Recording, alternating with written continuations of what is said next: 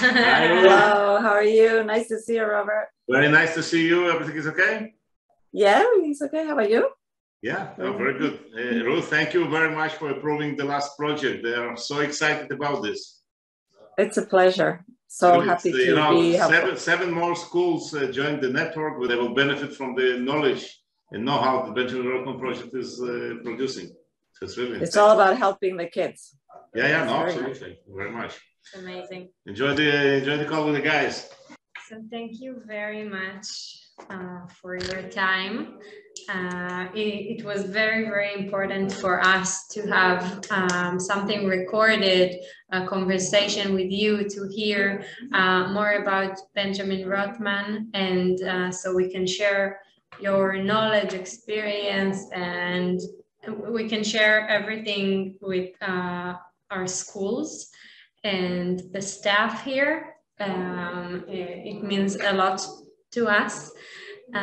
So I will start with some guiding questions, but if you can just answer, you can do it freestyle if you feel comfortable. So the first question, if you can tell us about Benjamin Roughman, where he was born, raised, his family, about his past. So Benjamin was born in Uzhhorod, which is in July 31st, 1927. When he was born, it was Eastern Czechoslovakia. But in 1930, it became, in 1930, 1/3 of the population of this area was Jewish, like 30,000 Jews. And he was 11 kids, and he and my father were twins, and they were like on the younger side. They were like the third youngest. And so let's see, in 1938, this area became Hungary. Therefore, that's why they only spoke Hungarian, while the older siblings spoke Czech and Hungarian. And then later on in 1944, when the Nazis came, then it became, after the Nazis became Russia, and then it became, now it's Ukraine, this area in the Carpathian area. So he, they were a religious, poor family, like many in these very tiny, places in Europe. They, because they were kind of the twins and weaklings, they decided they were going to be rabbis. So they went to school all day, basically. In the morning, they went to the school, and in the afternoon to the Heder. So they were constantly studying. And that really helped them in their life, because they knew how to study, and education was really an important factor in their life. So that's where they were born. And unfortunately, their life was cut short, in their life with their parents, with the Holocaust. When the Nazis came, I'll tell you later when you ask me different questions about that. What else did I want to tell you about them? And they also, learned languages because they were, because of being displaced of the Holocaust. They were in Prague, and then they went to Scotland to an orphanage. So they spoke English well as well. And then when they went to Bolivia, they spoke Spanish really well because they had so many languages. Thank you for that. So what was your connection to Benjamin? I know he was your uncle, but how close were you? We were extremely close, because when we were growing up, first of all, he was my dad's twin, and they were quite inseparable, although different personalities, completely different. As my dad was very loud and very a personality. He was quiet, but he was very intelligent as well. But he was more quiet, and he was on the sideline, but in the conversations, not as far as business was concerned, but as far as life was concerned. So because he was single for a very long time, he was always in our house. Some of the siblings would be from breakfast, lunch, and dinner at our house. So we were all an integral part of our lives. They were he could be picking up from school for us, from being my brother, He thought he was one of our parents. They were like given that also by my parents, everybody, we were constantly together. So our Friday nights were like all these siblings with my parents and us constantly. That's all our childhood we remember until one of them moved to the US and then when we came to America. But up until then we were growing up all constantly together. Ruth, hi, how are you? Hi. Hi. Sorry for the late for being delayed. I have a question. Why? Maybe you talked about it before. Why they moved to Bolivia? So during the war, and I have what date in 3 of their siblings. First of all, one sister, older sister, wanted to get out of Europe. And so there was a uncle that went to Bolivia. So this uncle brought her to Bolivia. And this was in let me see, where did I write this down? I'll tell you in a minute the date. Oh, she went in 1938, she went to Bolivia. And in 1940, the older sister and an older brother also went to Bolivia. So they were already in Bolivia. They were trying to, survive in Bolivia. They were working in a factory. They were making shirts. And that's what their siblings did at the very beginning in Bolivia. So when they found out that four of the brothers survived, they sent them the money or helped them to bring them to Bolivia. That's how they got to Bolivia. And in those days, it was hard to go anywhere. Thank you. So we'll go a little bit backwards.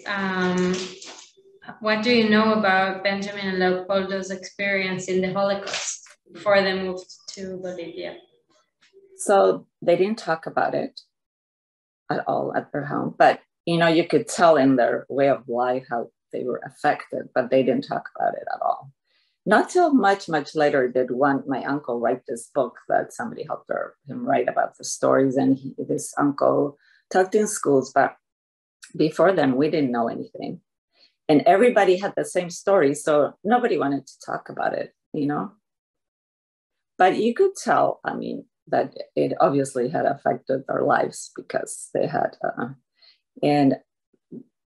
they, like you asked me, like whether they did fun things. No, they only worked. They only knew how to work, and that's all they did. They have little things they enjoyed in life. They didn't travel. They didn't go to the movies. They just, I only remember them working, honestly, day and night. And I think that's how they escaped and becoming successful was something great for them. And I know that in education, they really read a lot, especially my father, read and was self-taught because they didn't end up finishing high school. But they were so into education because of the families. And somehow, even as their family in Uzhgorod, the older brother went to Prague and became a lawyer, which was kind of unheard of in those days. So somehow the family had that vision.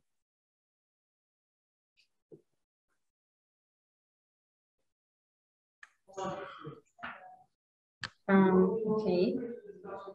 So you just started to talk about the connection to education and what brings them to the special education, because that's what Alomot or Rays of Light is doing. So what's their connection to the special education and why in Israel?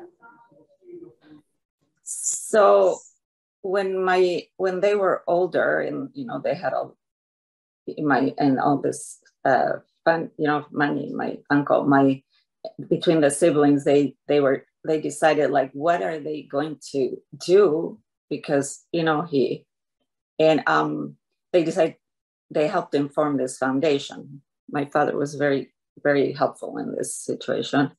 And they really, like, my uncle was very like loving of kids. He loved kids. He was very good with kids. And so that's what they decided, education and kids. And then, so they did help in some schools. And they thought about like doing something in Bolivia, but it's very hard to do in Bolivia because there's a lot of corruption. And who is going to manage this? So they found this organization that helped them. They steered them. So they thought about Israel because that's where their connection was. They didn't travel very much, but they had a very strong connection that Israel was important. If Israel is in war, my house was in mourning. When you guys had any kind of war in Israel, my house was in shambles. Everybody was with the news. Everybody was distraught.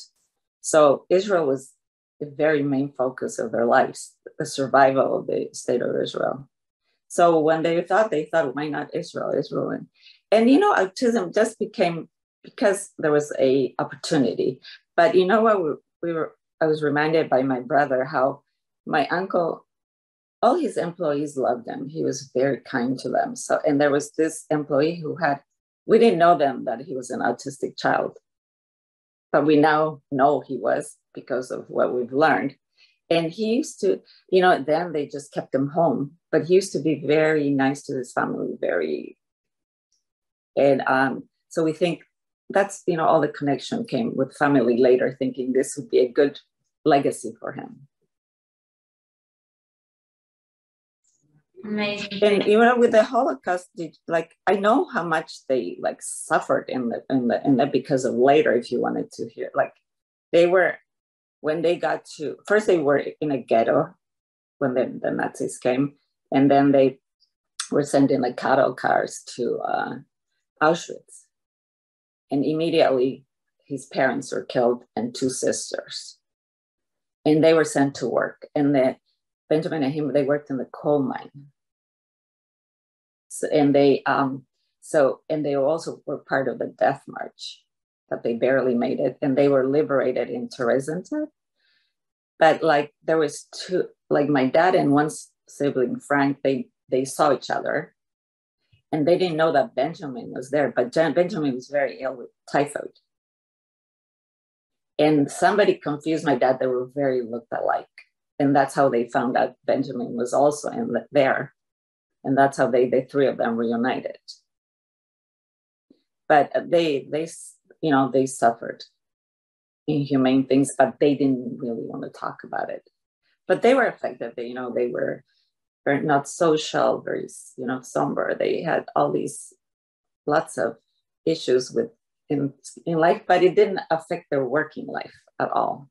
It affected their family lives. My uncle had a marriage that dissolved pretty quickly, and then he was mostly alone.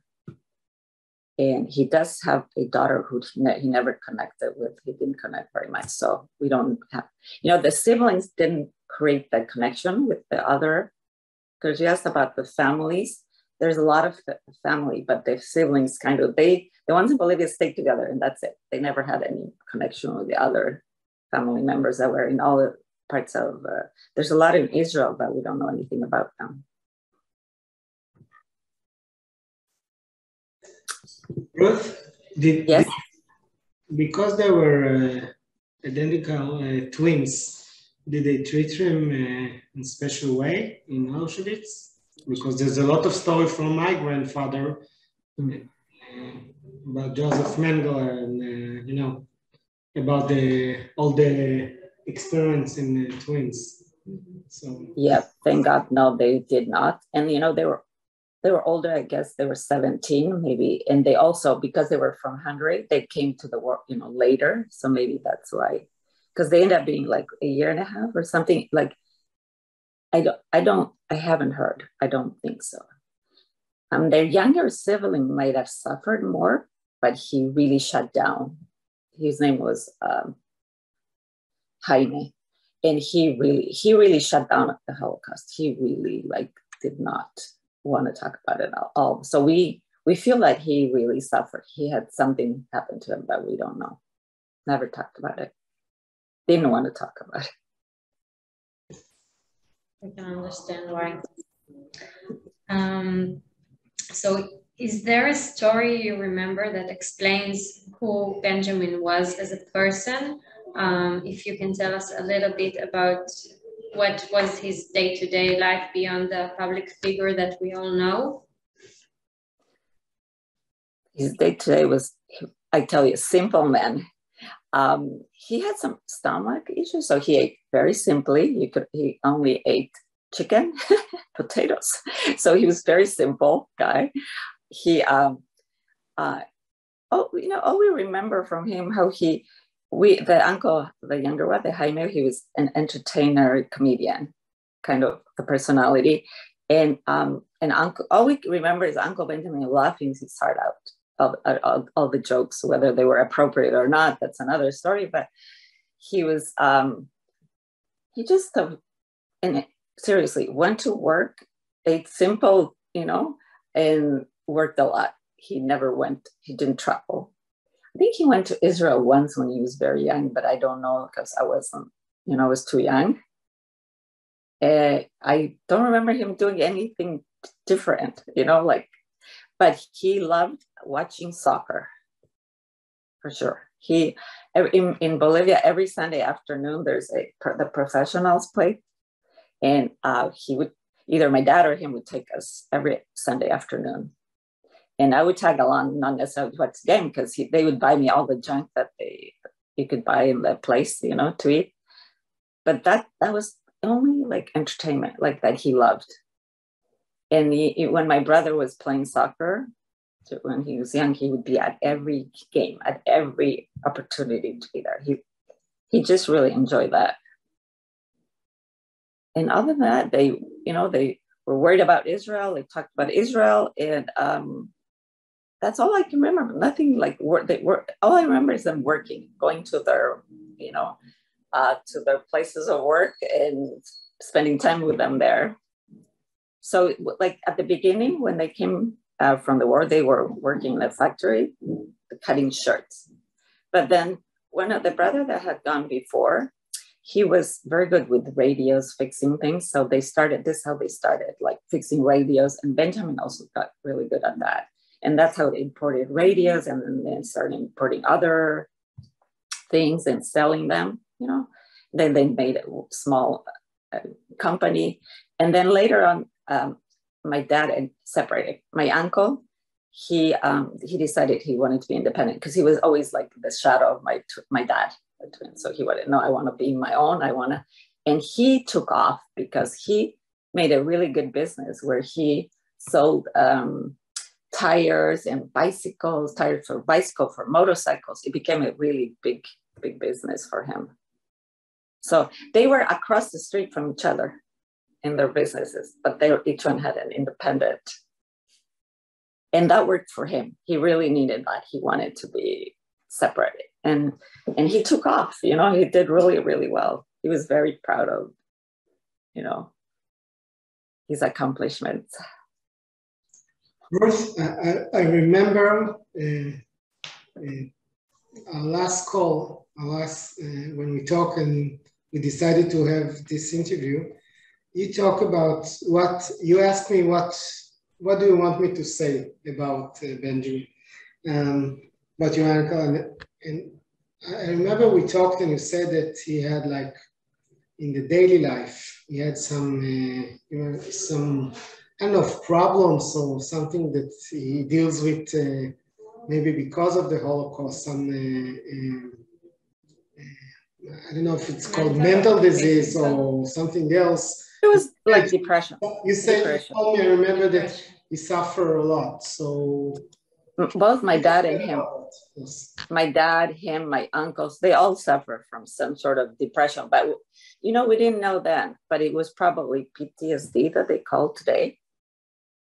But nobody knew, But they coped with it working, which is quite interesting. They they worked. And that's how I think they kind of were able to, and because they did well, that was a reward to all their. But yeah, they had all of them actually had some sort of, and that's why I think they were not social, and that's why they were, they didn't go to movies, they didn't go traveling. it just mostly stayed within themselves. This is what I think, because of how, how they live their lives. Not all the refugees or Holocaust survivors in Bolivia did that, but a lot of them were kind of reclusive and, kind of turned to themselves in a way of coping, I suppose. And nobody knew then what they needed for, to help them when they were young. Yeah, definitely they suffer from something in some form or way. So can you tell us a little bit about your family today? Where everybody lives, what are they doing? So there was 11 siblings, right? And then during the war, three died. And then, at the beginning when the siblings were all in Bolivia, they had a good big connection, they knew, but then the siblings started moving out of Bolivia. So there's one that went to Brazil and then went to the US and to Israel. And they kind of lost this connection to these siblings. So they only had, and the one that was the lawyer, he also ended up in a camp.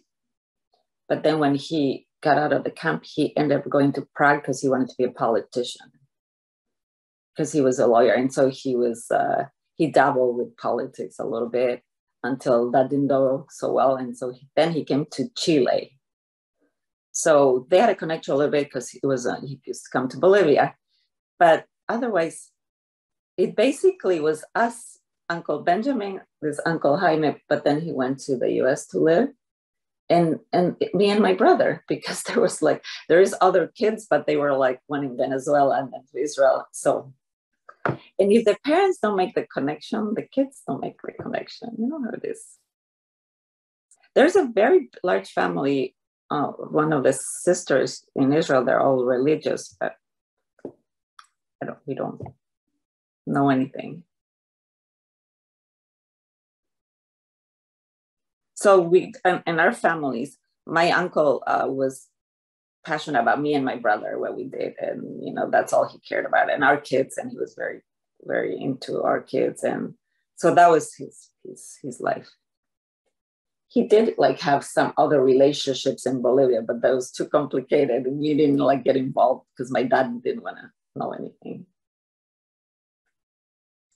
Tell us a bit about your kids. So I have 3 kids and my brother has 2 kids. And, my father and also my uncle lived through these kids. They were, my parents came to live some 30 years back when the kids were young. And so he stayed in Bolivia and he was by himself. So he would come visit us once in a while, which was kind of amazing because he didn't really travel very much. And so my kids, education was, my father put a lot of, so we have 1 doctor, and 2 engineers. So it's good. It's good. And then my brother is a doctor and a educator, a counselor, psychologist. So everybody's, working hard and very ambitious. They always remember, grandpa, and which was the same ideals as my Uncle Benjamin, right? So that was their legacy, honestly. And a lot of Holocaust survivors say our legacy is that Hitler didn't kill us, that we didn't destroy our families, that we have families here, and that our families are successful and they're doing well and they're doing for society. And, this is how we are revenged, correct?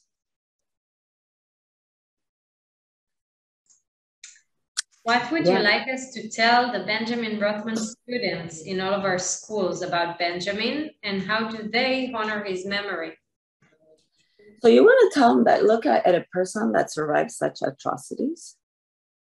He was so young, survived such hate, such atrocity, starvation, disease. He almost didn't make it. He had typhus. He was in the hospital in Turensis. That he could have been killed in the march. Somehow he made it, We don't know exactly how he made it or who helped him make it because he didn't talk about it. But, you know, that even a person like that can be successful in a given person. And I know that all these kids have challenges because of how they were born with autism and they didn't choose to be that way. But, you know, there's that even with that, they can't sort of make it. They can't be a success in their way. And that he should be an inspiration to them because he didn't have an easy life either. So that's probably his what he would say to these children. What else did you want to know? I'm looking at your questions. Yeah, he was very well educated with no, formal schooling. They each, like my dad and him, they all spoke 5-6 languages. And many of the refugees that came to Bolivia had a hard time learning Spanish. They had big accents and they couldn't write very well. Benjamin, my dad, they spoke perfect Spanish. They wrote, they typed or used to do the typewriter with the 2 fingers constantly. And they were, very literate. And then they also knew English because they spent time in Scotland. After the war, they were part of, The Boys, that book. I didn't know that till later. There's a book about the boys that were orphan boys that were taken from Prague by some organization to England and Scotland. It's a book I can't remember right now. So they were part of this.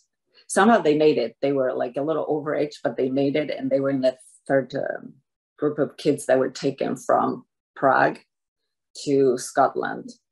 So to be trained, to be taken care of until they could go find somewhere to go. And that's how, from there, they went to Bolivia, how the family found them. It's a book about rescuing the children after the war.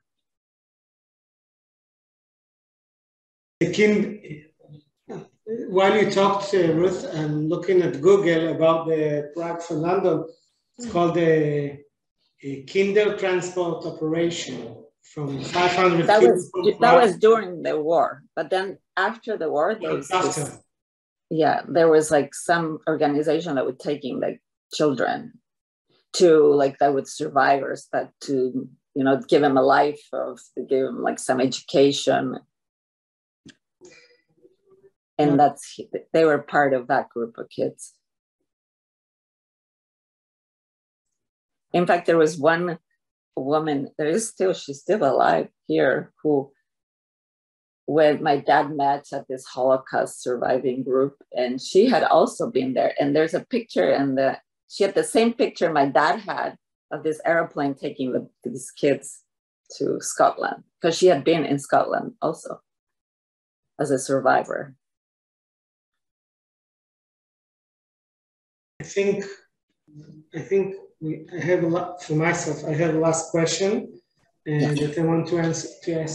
I find myself during the weeks here in Israel traveling all around Israel with the Benjamin Roughman schools, and a lot of times people ask me from the staff members or the principal or some people ask me about Benjamin Roughman. So if I needed to say 1, 2, maybe a few sentences about Benjamin, what is the most important thing that you advise me to start and to end?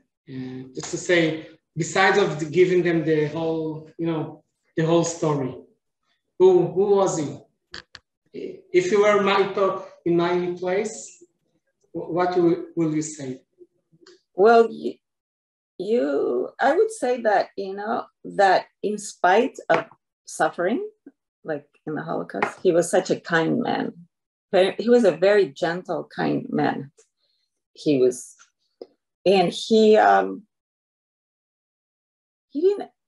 didn't expect anything. He just was very a quiet man, and he was, enjoyed simple things. You know, I tell you, the soccer game, or, you know, laughed at a funny joke.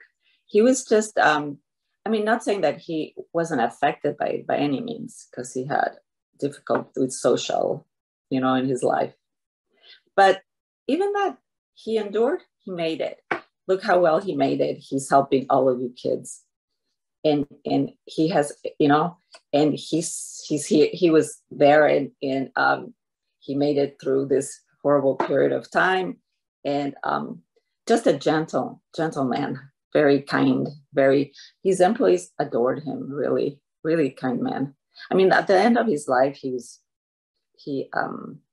suffered, you know, he ended up with a lot of some dementia. Also did my dad. And that part was hard for the family, but it's part of the aging process as well. But I think it affected them most because of their experience as well. Who knows? Nobody knows the answer to these. But during his lifetime, you know, we remember him as one of our nicest uncles, very gentle, very nice, very sweet. He used to treat us, take us. He'd come at night and go, "You want to go for a ride in my car and take me?" They used to sell these, in the outside, they sell these, this food, street food in Bolivia. He'd take me, he wouldn't touch it, but he would take me, eat it. I mean, a very like nice man that became successful in spite of everything. And that should be a legacy for those kids, for the kids, you know, you have a hard life, but you could also make it. I think maybe that's your take on him. He was a good man, really good person. And, you know, who knows what would have happened if he didn't suffer so much. He'd probably be a rabbi by now, who knows. Although it's interesting because my dad was religious and did all the Jewish and he didn't do anything. He did go to synagogue because my father would say we're going to synagogue, but he wasn't like. But there was a period of his life, though, later when he was successful, had the means, that he got involved helping the cemetery in Cochabamba in Bolivia. He put a lot of time into like redoing it and fixing it. So he had, you know, periods of his life where he was into the religion and not into. I think he was conflicted, I think, with that, as many of the Holocaust survivors are. Where is he buried? In Bolivia, in Cochabamba, Bolivia. Yeah.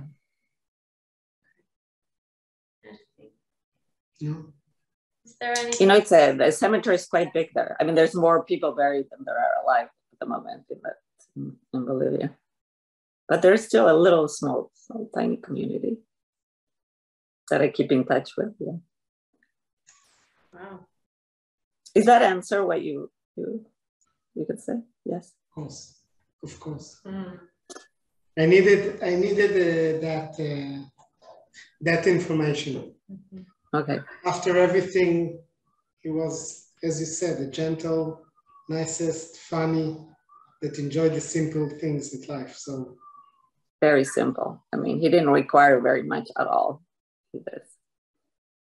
You know, I don't remember. There was other uncles that I remember them being angry or like disciplining me. He never. He was just very nice, gentle, nothing. He didn't like get involved with any of the issues.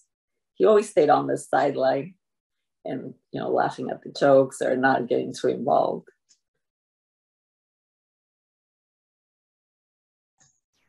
He didn't have to be the life of the party like some people have. You know what I'm saying? He was kind of more like reserved. But that would have been his personality, I think, regardless. Anything else? If you feel that we missed something, that you want to add something important. No, I think that we covered everything. I mean, there's not a lot to say because honestly, they didn't say much. But so you guys are doing great work. Thank you. And I hope to meet you guys someday. We can't wait to meet you in person. Yes, we want to see how all of that. That's amazing for us also. Our pleasure. And it's very important for us for the future Right. Yeah, please do transmit his story, because it's a story that needs to be told, you know. Yeah. So many Holocaust deniers, so many people that don't believe in the story. It needs to be told over and over, you know, so that history gets revised, you know, people. So we need to keep this alive, the new generations, that this existed, and look at these people that made it. And, you know, Hitler didn't kill all of us. People made it and make these things happen. We have to tell the stories. And I tell my kids to, you know, be involved with, you know, third generations things, because, and, you know, I try here, whenever there's anything that they do a Holocaust memorial thing, I put their names everywhere. You know, we have a Jewish community center, they have a wall, their names are there. Oh. There's our synagogue, you know, you get something, keep their story that it existed, right? Mm-hmm. And so it's part of the schools to be the Holocaust survivor person that did this, so that they know that the Holocaust existed. It was, you know. It's very important. Yeah. We will make sure everyone in the schools will know about it. Right. Thank you so much for sharing. Thank you. Thanks a lot, you guys, for taking your time. Appreciate everything you do. Thank you. And good luck with all the new projects that you're having. Yes. That's great. All right. Thanks. Regards to Sonia and Robert again, and we will take care of it. All right. Thank you. Thanks a lot. Bye-bye. Okay, bye-bye.